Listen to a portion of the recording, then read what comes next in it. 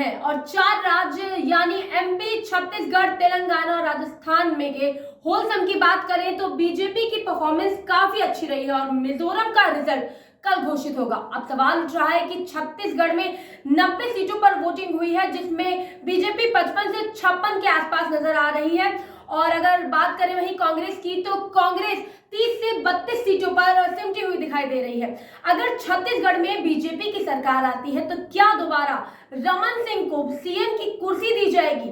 छत्तीसगढ़ में साल 2003 से लेकर साल 2018 तक 15 साल लंबी सरकार का नेतृत्व करने वाले डॉक्टर रमन सिंह को ही बीजेपी मुख्यमंत्री बनाएगी या किसी नए चेहरे का दावा लगाएगी?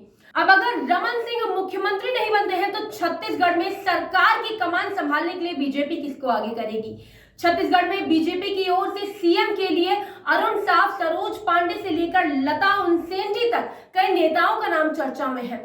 कौन कौन से वो चेहरे हैं जिनके नाम छत्तीसगढ़ के अगले मुख्यमंत्री के रेस में है, आइए आपको हम बताते हैं। अरुण साव छत्तीसगढ़ बीजेपी के अध्यक्ष हैं और सूबे में बीजेपी के चुनाव अभियान की अगुवाई करते हैं।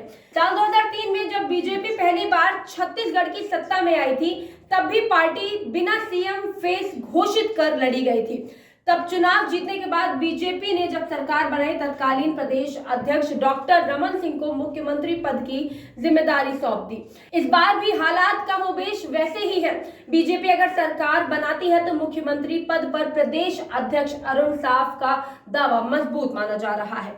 वहीं अगर बात करें विशेष बघेल की, तो विशेष बघेल दुर्ग लोकसभा सीट से सांसद है और बीजेपी ने उनके पटना सीट से सीएम भूपेश बघेल के खिलाफ उतारा है। विजय रिश्ते में भूपेश बघेल के भतीजे लगते हैं। मुख्यमंत्री के खिलाफ चुनाव लड़ रहे विजय बघेल का नाम भी सीएम की रेस में शामिल माना जाता है, बशर्ते वो भूपेश बघेल को चुनाव में शिकस्त दे दे। छत्तीसगढ़ सीएम के लिए सरोज पांडे का नाम भी रेस में शामिल माना जा रहा है। सरोज पांडे बीजेपी की राष्ट्रीय उपाध्यक्ष और राज्यसभा सांसद है।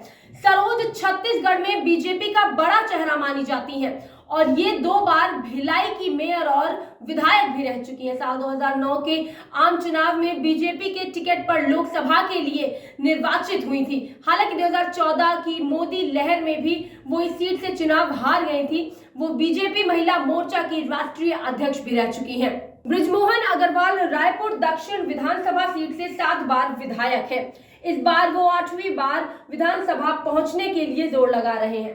बृजमोहन अग्रवाल डॉक्टर रमन के नेतृत्व वाली बीजेपी की सरकार में मंत्री भी रह चुके हैं। बृजमोहन को रायपुर दक्षिण सीट को बीजेपी के अभेद किले में तब्दील करने का श्रेय दिया जाता है। इनकी गिनती स्वच्छ छवि के सरल सहज नेताओं में होती है। अब अगर बात करें रेणुका सिंह की, तो छत्तीसगढ़ आदिवासी बहुल्य राज्य है और डॉक्टर रेणुका सिंह इसी समाज से आती है। केंद्र सरकार में राज्य मंत्री रेणुका 2003 में पहली बार विधायक निर्वाचित हुई थी। बीजेपी ने इस बार रेणुका को भरतपुर सोहनत सीट से चुनाव मैदान में उतारा है और चर्चा की बात तो ये है कि इन्हें मुख्यमंत्री बनाया जा सकता है। रेणुका सिंह जिला पंचायत सदस्य भी रही हैं और छत्तीसगढ़ बीजेपी की महिला मोर्चा में महामंत्री की जिम्मेदारी भी निभा चुकी है। उन्हें संगठन में काम करने का अनुभव है। अंत में आती है लता उनसेंडी, जो कि छत्तीसगढ़ में बीजेपी का एक बड़ा आदिवासी चेहरा है। लता 2003 के चुनाव में कोंडा गांव सीट से पहली बार विधायक निर्वाचित हुई थी। महज 31 साल की उम्र में लता छत्तीसगढ़ सरकार में मंत्री बन गई थी। वो 2 बार विधायक रही और 2 ही बार चुनाव हारी भी हैं।